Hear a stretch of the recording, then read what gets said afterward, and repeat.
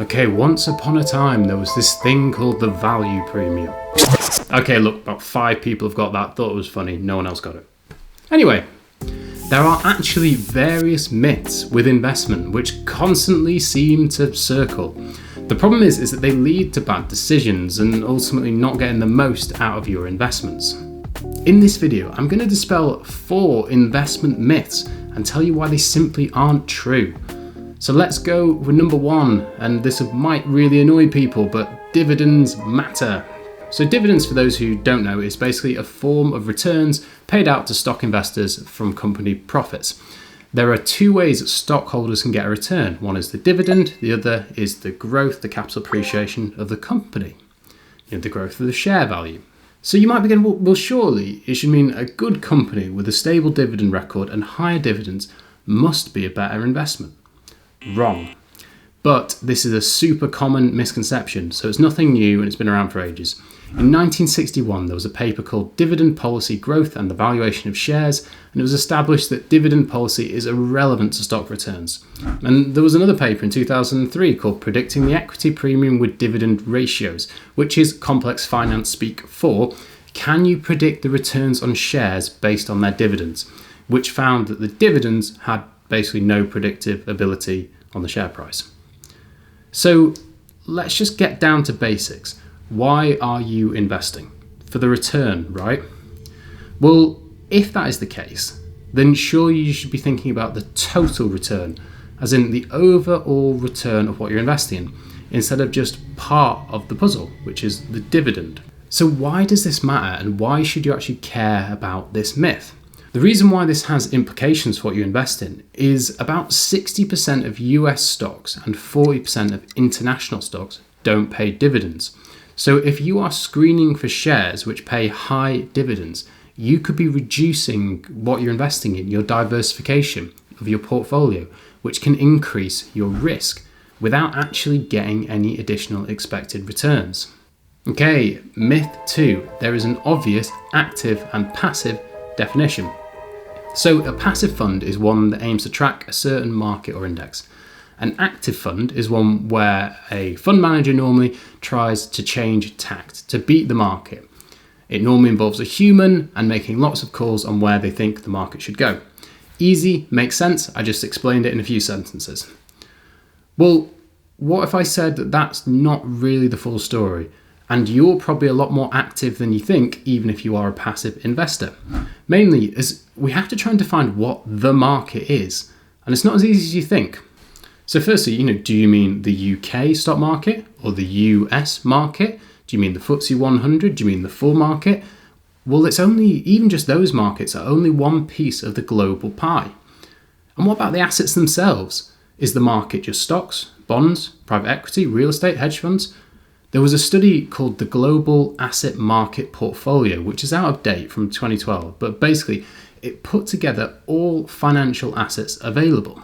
And I'm just going to put it up here on the screen. Now, if we are defining active as something that deviates from overall markets, you could argue that anything that changes from this is some sort of active call. It's a deviation from the best estimate of what the market is. And everyone tends to do that because they'll be investing in different things depending on their goals or their risk tolerances. So a real life example is the Vanguard Life Strategy Funds, which are very popular, has a UK holding of 25%. UK shares at time of recording are about 5.1% of the global market, according to Credit Suisse. So as you can see, even the poster boy of general passive portfolios, Vanguard, has a big difference in weighting through a passive fund. And there is what's called home bias, which is technically a form of an active call. It's a deviation from what we'd expect the overall market to be, whether you like it or not. Now, I'm not saying that that's a good or bad thing, I'm just saying that it exists. So what about if you say, well, active's a more expensive portfolio managed by a fund manager, and passive is just a tracker, which is cheaper and just tracks the market. But I think it's better to think of subsections of active and passive. After all, we must all choose to allocate assets in some manner based on our risk tolerance, financial goals. So this distinction is important to acknowledge, that even being, for example, a factor-based investor or potentially just a tracker, can actually be very active depending on what markets you choose to track. Okay, so you might go, well, what about the S&P 500? I just track that, and that's super passive. Well, did you know that the holdings of the indices are selected by a committee? Anyway, I think the more nuance we can bring into this conversation between active and passive, the easier we can get to the heart of which way we actually want to invest and why. So myth number 3, a good company is always a good investment. So this kind of intuitively makes sense, doesn't it? I only invest in good companies, and you might have heard this from this person. There's a company behind every stock. If a company does well, the stock does well. Or this one. We're screening for is to get rid of bad companies. We think there are very few good companies in the world. The thing is, when you look at the data, the idea you can rely completely on that strategy starts to fall down. So let's discuss the Nifty 50. The Nifty 50 were 50 companies in 1970s who shared similar characteristics, who really benefited from economic growth and had solid balance sheets. A lot of these were really household names and had healthy profits and good returns year after year. But this continued so much that basically the price got bid up. And one of the main metrics for judging share value, the price to earnings ratio, which is the price of the share divided by its earnings, increased lots. By the early 1970s, the highest rated companies here were things like Johnson & Johnson's, which was 57 times price to earning, Disney at 71, or Polaroid at 94. So the simple reason for this is because good companies are good companies and more people want to own them, which drives the price up. So you're not just buying a good company, but you're also buying very high expectations of future earnings and growth that are baked in, because the market prices in those expectations. When those expectations revert back, if they do, the value drops. And in this example, that's what happened.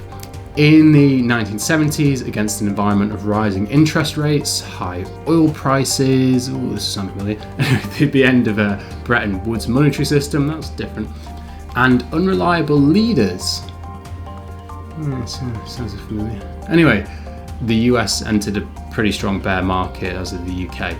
From the highs, some of those shares in the Nifty 50 dropped. The most significant probably was Polaroid, which dropped by 91%. Now that's a story, but let's throw in a bit more evidence. There was a paper called Stocks of Admired Companies and Spurned Ones, and they found off the back of the paper that the stocks of admired companies actually had lower returns on average than the stocks of spurned ones that people didn't like.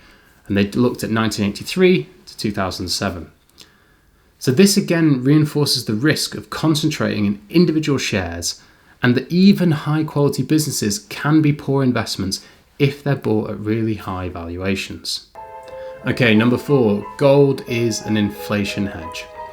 So there are actually elements of truth that it is an inflation hedge. It's seen to be an inflation hedge over many hundreds and thousands of years.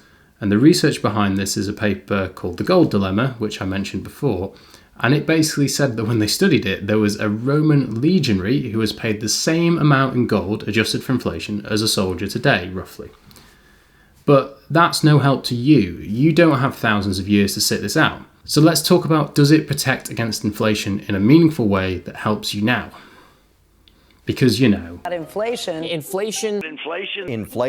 It's so gold seems to have a pretty undeserved reputation for short or medium protection against inflation. And in my view, tends to get bought by a lot of extremely well-paid asset managers who every so often bring it out of part of their box of tricks. The problem is that the data isn't that good. So let's have a look at this first. Here's some US data. Orange, that's inflation going all the way back to 1985. And the grey line there, that is the value of gold adjusted for inflation.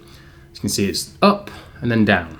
So not exactly as helpful as you would have thought. So let's have a look at the UK figures. And this is, again, inflation adjusted gold price, the real gold price. So it's not convincing. And the reason why I think gold is viewed as an inflation protection is because it's viewed as a safe asset. Anyway, I talk about this in my blog last year, and I tried to join up an analogy in relation to gold and somehow get a Spandau Ballet reference in. And anyway, if that sounds fun, you're a bit odd like me, but you'll be a perfect candidate for signing up to my blog on personal finance, where I do weekly articles and videos on all things like that. Why not join in the link? Anyway, there you have it. 4 pervasive myths about investing. But I bet you never knew the most important thing about investing that all the pros know about. Well, if you want to find out, you best watch this video. Anyway, with that cliffhanger, this has been Principles Personal Finance. See you next time.